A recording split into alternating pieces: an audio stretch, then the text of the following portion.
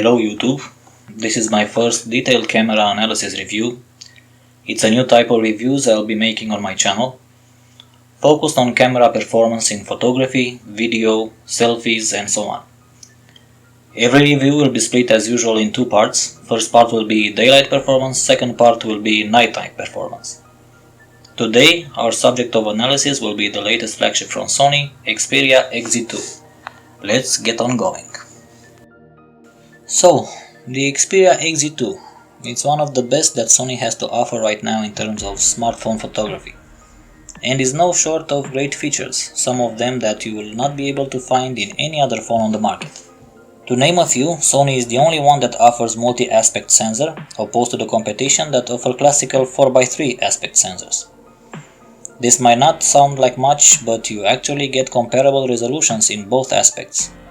So the sensor is the IMX Exmor RS, aka Motion Eye, is the same sensor that you'll find in Xperia XZS, XZ Premium, XZ1 and XZ1 Compact, but this time with upgraded software processing.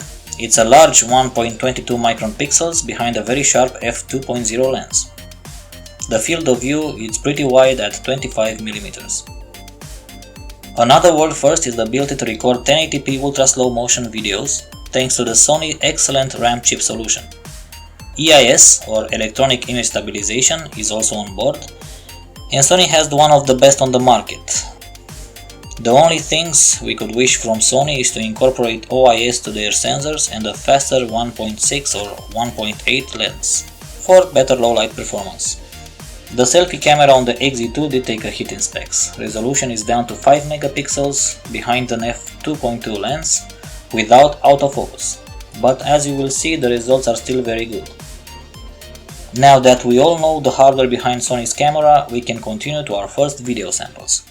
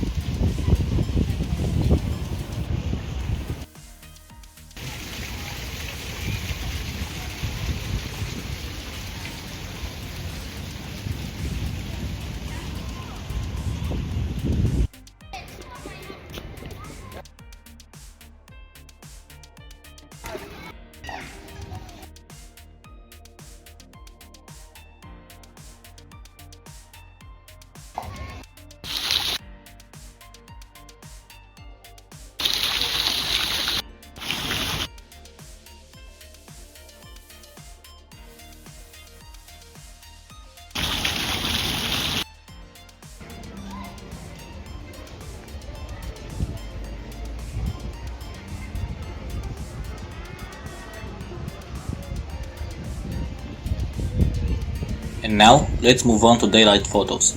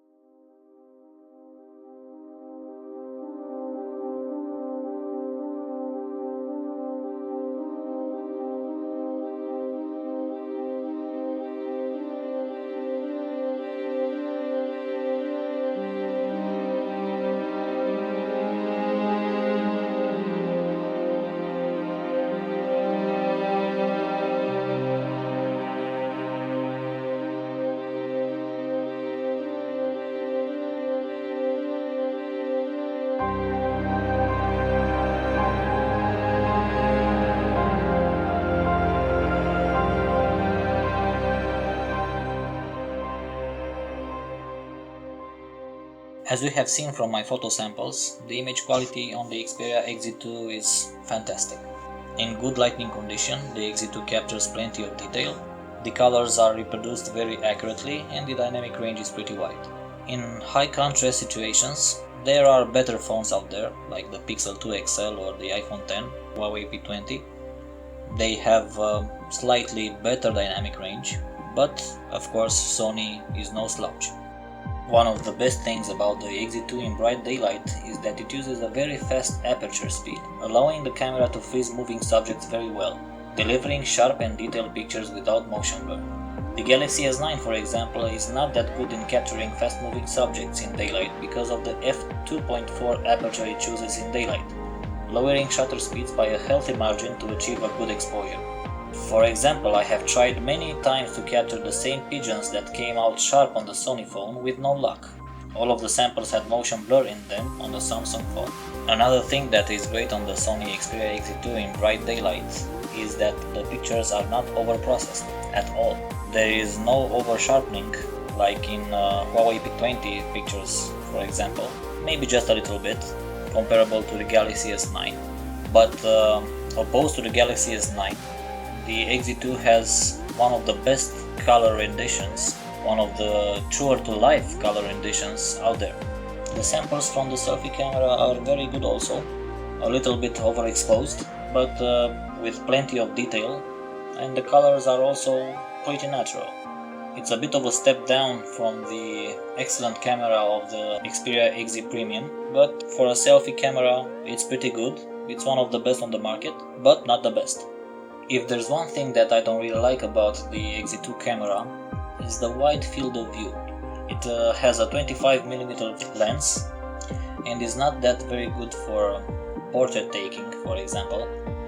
If you get too close, the pictures become distorted. There's a special options in the menu for straightening up lens distortion, but it affects quality. So if you like street photography, nature photography, and everything that employs a very wide field of view, Sony is the camera for you. But if you like getting close to the subject, making close-ups, macros of plants, flowers, bees, if you like taking pictures of your loved ones, portraits, I think the wild field of view is not really the best choice here. There are better phones out there. Of course, there are better phones that have portrait modes. Sony doesn't have portrait mode on the camera. It has a background defocus option, but quite frankly is trash. So we've reached to the end of the XZ2 camera review in bright daylight. All in all, it's a very good and capable shooter, maybe one of the best on the market. It's the best camera for people that want natural colors, good dynamic range, very good detail. It's the best camera phone for nature photographs, for street photography, but it's not the best phone for people who want juicy colors, vibrant colors, over-processed looks, for people who want to take portrait photography, macro photography. All in all, the XZ2, especially in daylight, is one of the best shooters out there. So guys, I hope you liked the video. If you like it that much, thumbs up and subscribe. Comment, of course. I will try to reach out to you as soon as I can. And keep an eye out, the part 2 of this video is coming up and is focused on low light photography. Goodbye and be safe.